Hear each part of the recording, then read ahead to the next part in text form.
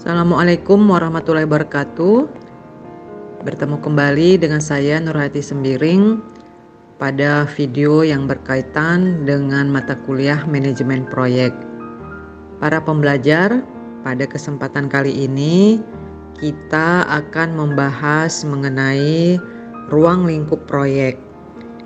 Akan dibahas mengenai definisi, kemudian hal-hal yang tercakup tentang ruang lingkup sebuah proyek. Mudah-mudahan hal-hal yang akan dipaparkan pada video ini akan semakin menambah wawasan keilmuan kita semuanya. Terima kasih atas perhatiannya. Selamat menyaksikan.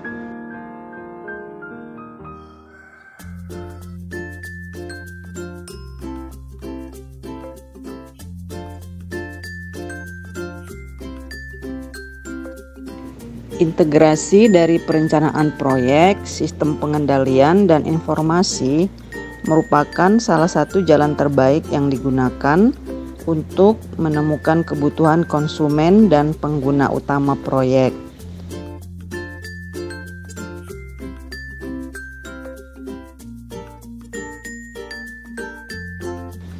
Perencanaan proyek harus sesuai dengan batasan yang dimiliki, yakni biaya, jadwal, performansi, dan tujuan yang ingin dicapai.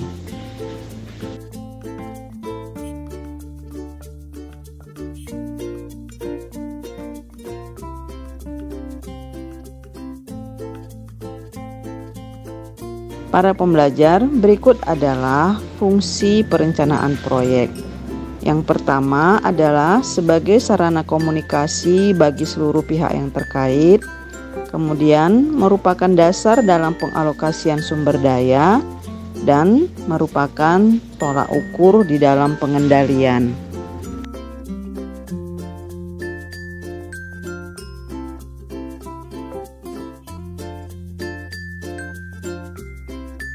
Langkah-langkah pada perincian kegiatan proyek. Yang pertama, pendefinisian ruang lingkup proyek, kemudian penetapan prioritas, pembuatan work breakdown structure, integrasi work breakdown structure dengan organisasi, dan pembuatan kode yang digunakan work breakdown structure untuk sistem informasi.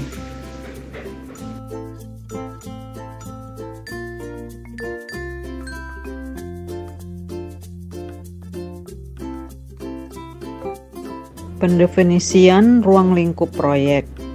Ruang lingkup proyek adalah sebuah dokumen yang akan diterbitkan dan digunakan oleh pemilik proyek dan tim pelaksana dalam perencanaan dan sebagai alat ukur kesuksesan.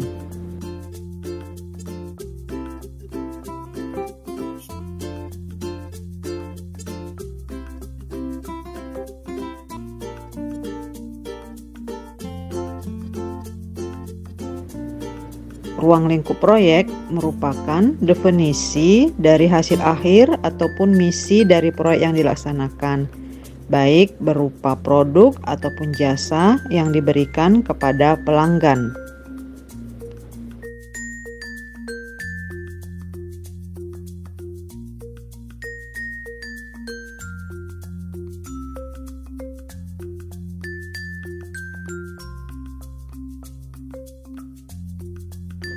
Tujuan utama pendefinisian ruang lingkup proyek adalah untuk menggambarkan dengan jelas sasaran yang ingin dicapai agar perencanaan proyek dapat dilakukan secara detail.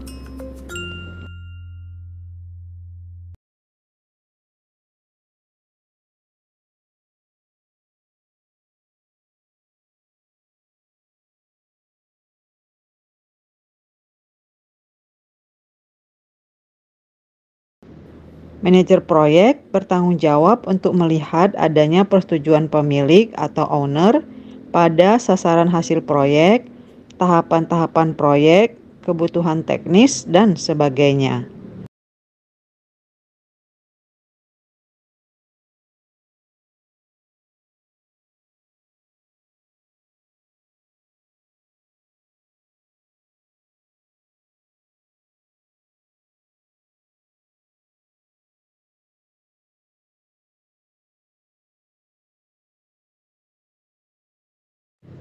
Untuk memastikan bahwa pendefinisian proyek yang digunakan sudah benar, maka digunakan alat-alat pemeriksaan sebagai berikut.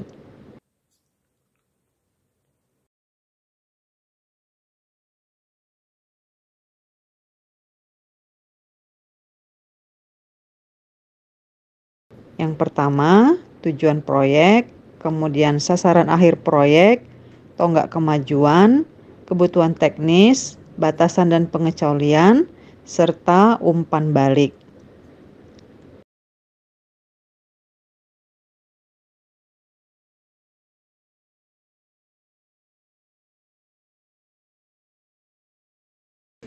Selanjutnya, yang menjadi perhatian utama pada sebuah umpan balik adalah apakah konsumen mendapatkan apa yang mereka inginkan?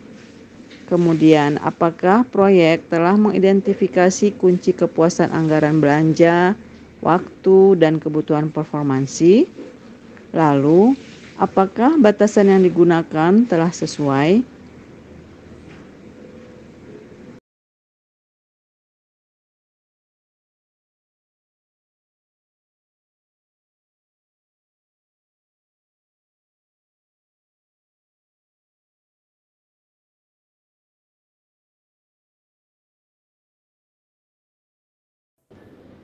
Tujuan proyek.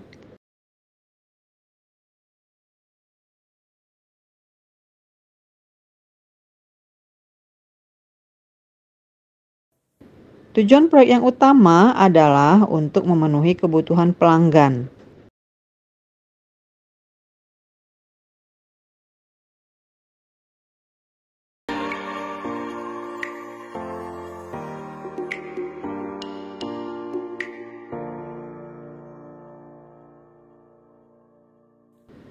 Sasaran akhir proyek.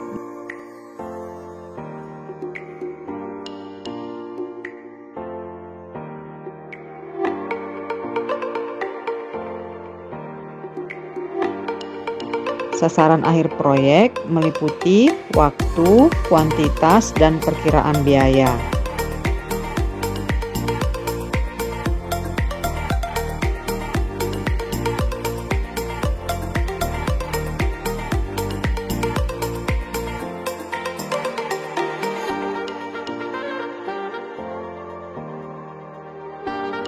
Tonggak kemajuan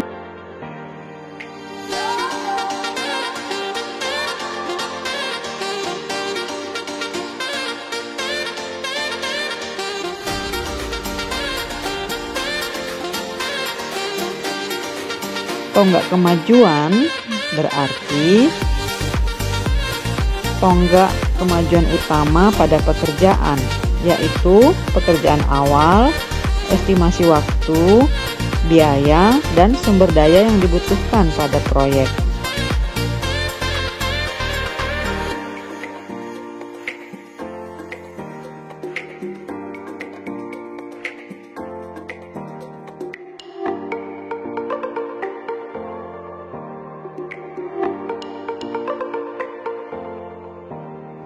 Kebutuhan teknik.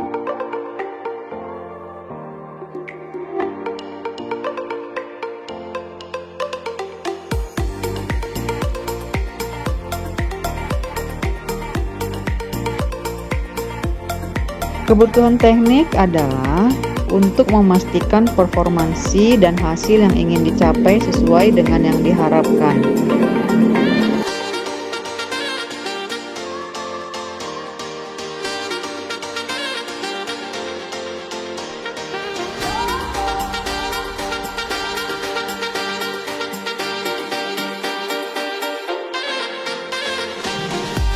Batasan dan pengecualian.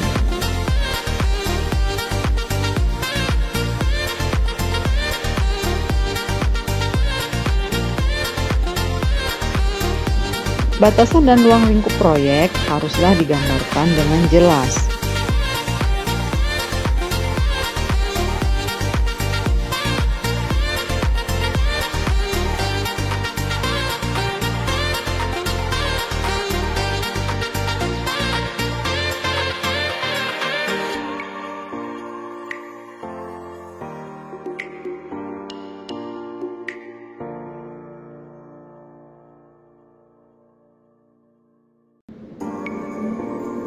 umpan balik merupakan peninjauan ulang yang dilakukan kepada konsumen, baik secara internal ataupun eksternal.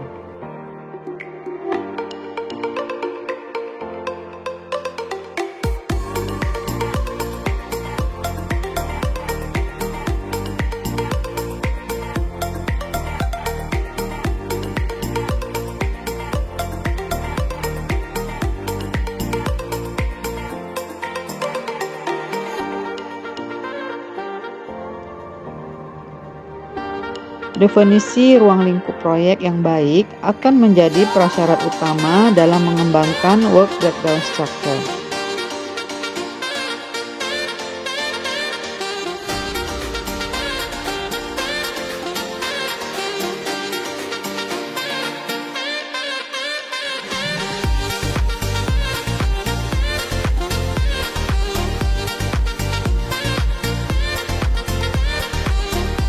Definisi ruang lingkup menyediakan suatu rencana administratif yang digunakan untuk mengembangkan rancangan operasional.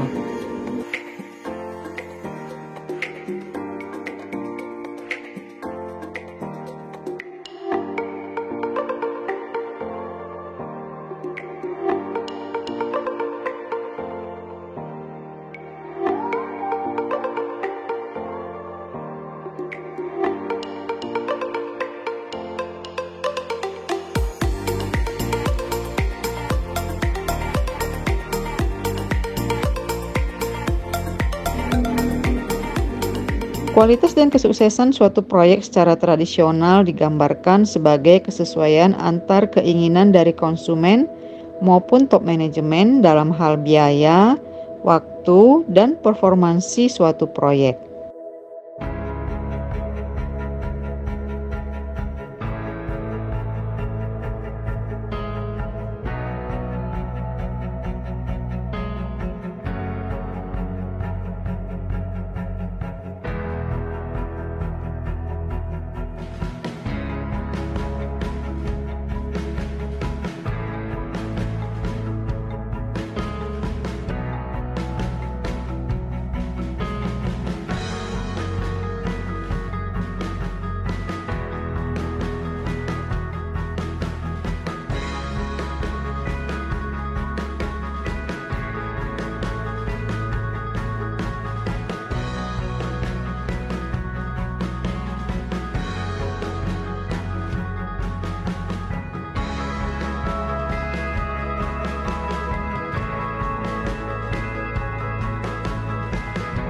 Prioritas dari pemenuhan kepentingan antara biaya, waktu, dan ruang lingkup bervariasi. Sebagai contoh, terkadang prioritas untuk melaksanakan proyek secara cepat dan tepat lebih dipentingkan daripada biaya yang akan dikeluarkan.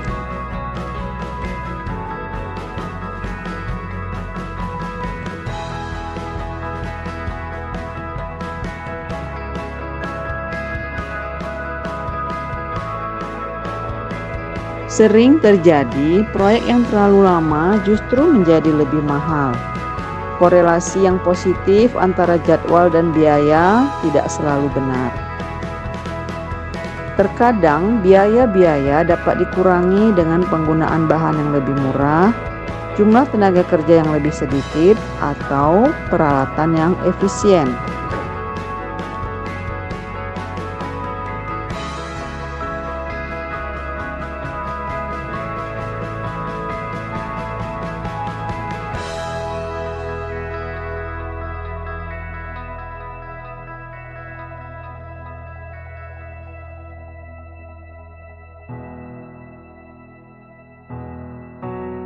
Salah satu pekerjaan utama manajer proyek yaitu mengatur pelaksanaan proyek dimulai dari waktu, biaya, dan performansi.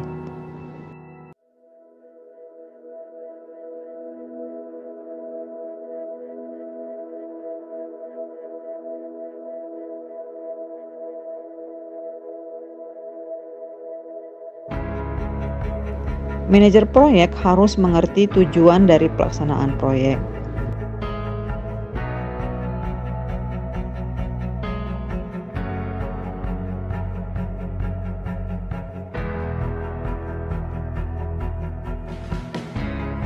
Oleh sebab itu, perlu dilakukan diskusi kepada pihak konsumen dan pemilik proyek sehingga hasil akhir yang diperoleh sesuai dengan keinginan semua pihak.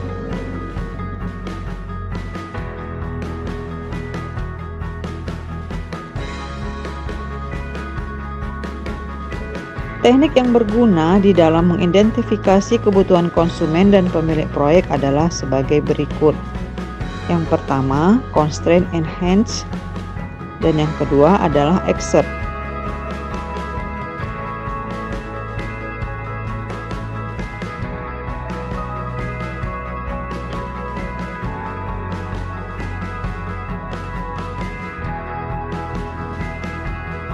Batasan yang digunakan merupakan parameter tetap yang meliputi tanggal penyelesaian, ruang lingkup, dan spesifikasi proyek ataupun anggaran yang digunakan.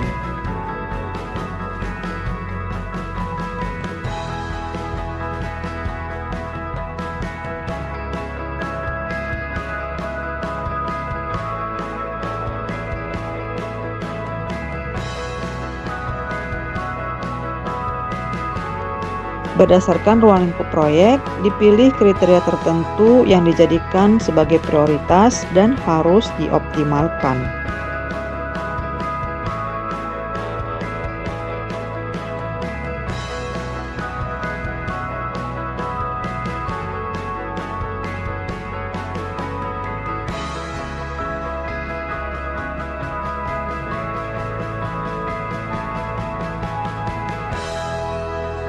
Toleransi yang digunakan pada batasan-batasan yang telah ditetapkan seperti apakah penurunan performansi, penambahan waktu, dan biaya masih dapat ditoleransi.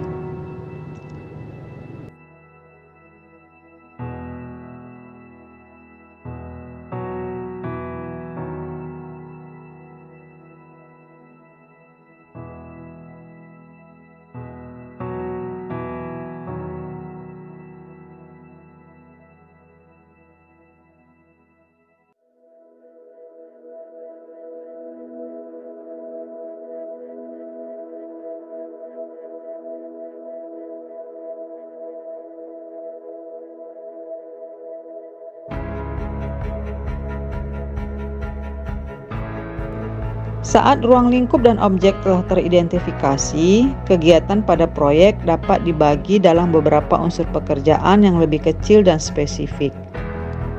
Hal akhir dari proses hierarki ini disebut sebagai work breakdown structure.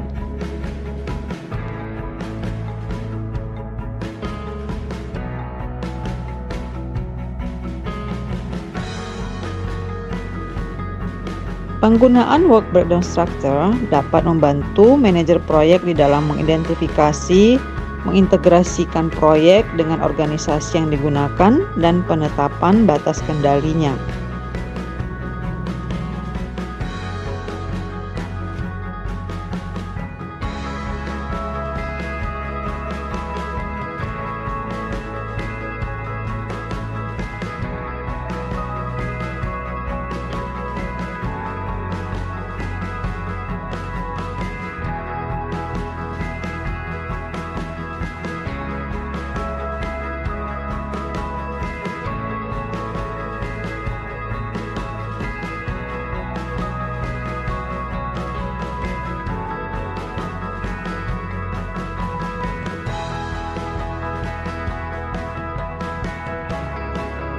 Terdapat hubungan antara matriks prioritas proyek dalam pengembangan suatu produk elektronik yang berkecepatan tinggi. Karena waktu pemasaran sangat penting bagi penjual, maka manajer proyek diinstruksikan untuk mempercepat waktu penyelesaian yang akhirnya akan meningkatkan jumlah pengeluaran bila dibandingkan pada waktu pengerjaan normal.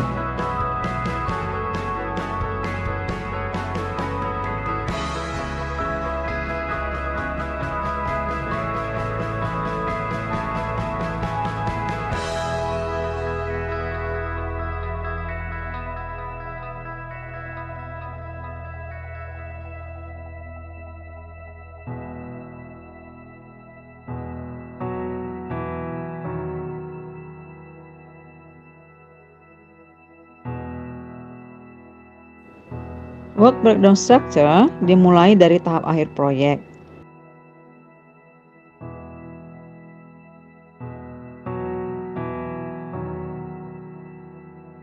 Langkah pertama yang dilakukan yaitu mengidentifikasi deliverables utama yang perlu dilakukan agar proyek dapat terlaksana.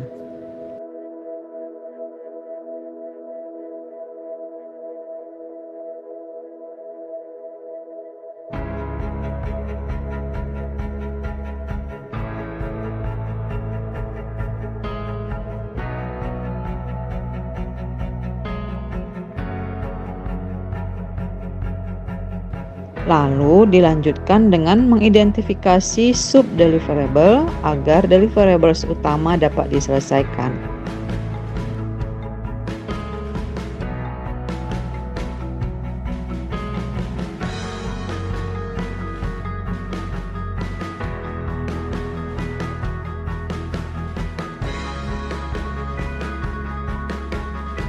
Sub-deliverables ini dibagi ke dalam paket-paket pekerjaan.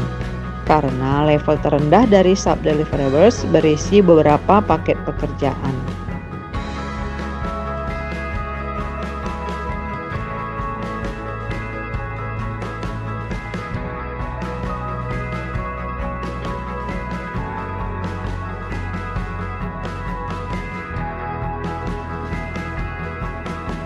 Para pembelajar, berikut adalah kegunaan work breakdown structure di dalam pelaksanaan proyek.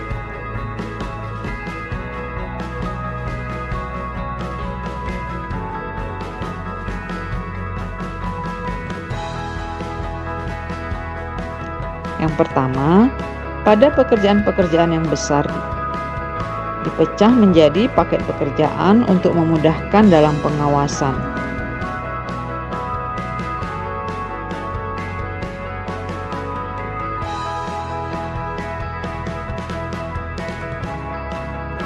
Untuk memudahkan saat melakukan evaluasi biaya, waktu, dan pencapaian teknis pada semua tingkat organisasi selama proyek berlangsung.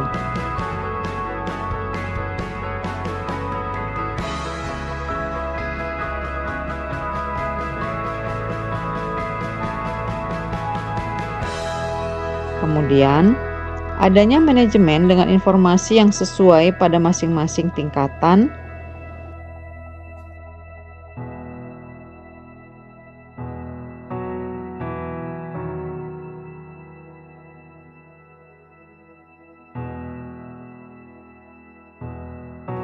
Lalu, untuk merencanakan, menjadwalkan, dan membuat anggaran.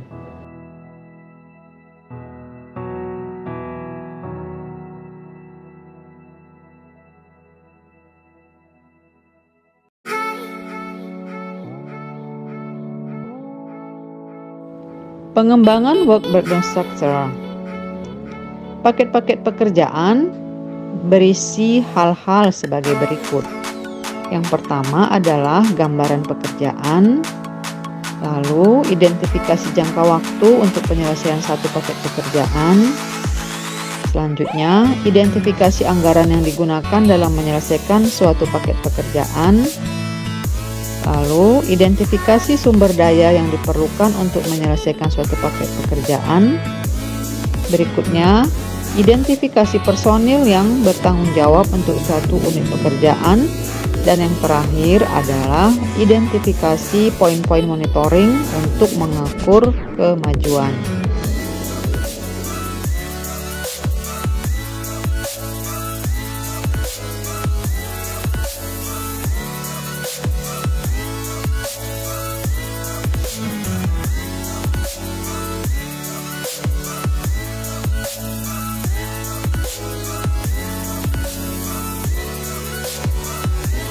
Work breakdown structure merupakan output dari kemampuan seluruh tim di dalam bekerja sama.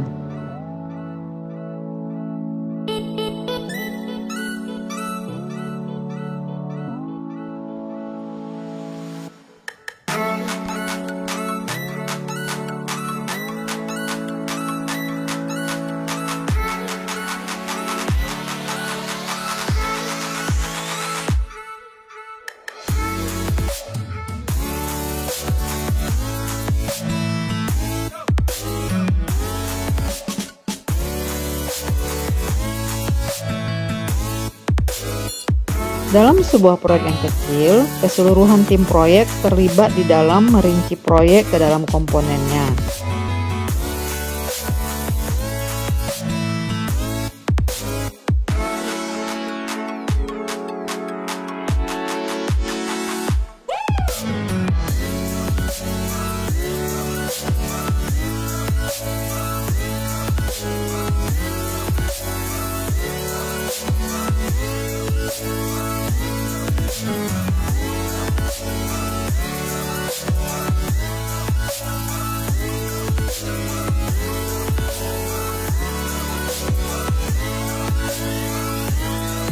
Namun, untuk proyek besar yang kompleks, personel-personel yang bertanggung jawab untuk target utama diharapkan menemukan dan menetapkan dua level pertama dari deliverables.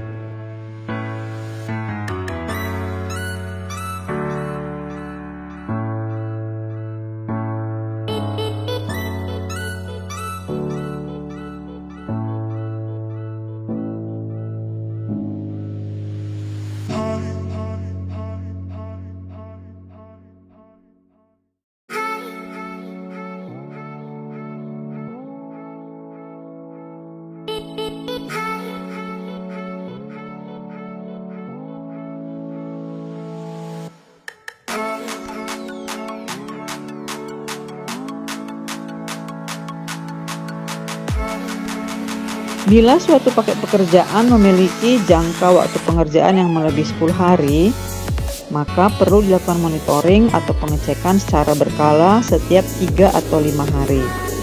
Sehingga apabila terjadi masalah, maka dapat segera diidentifikasi sebelum jangka waktu pengerjaan berakhir.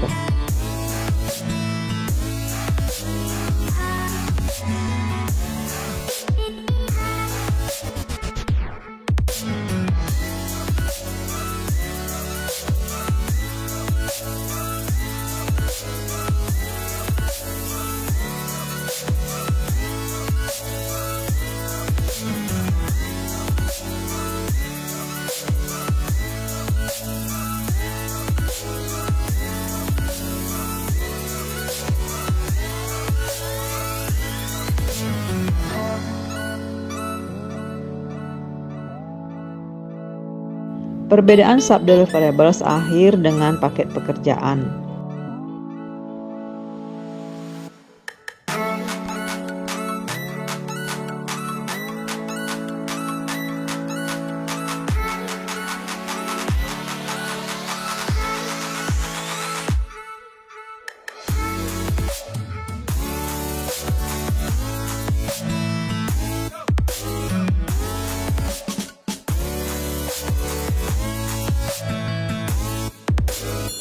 Uraian pekerjaan subdeliverable akhir berisi hasil dari beberapa paket pekerjaan yang berasal dari beberapa departemen.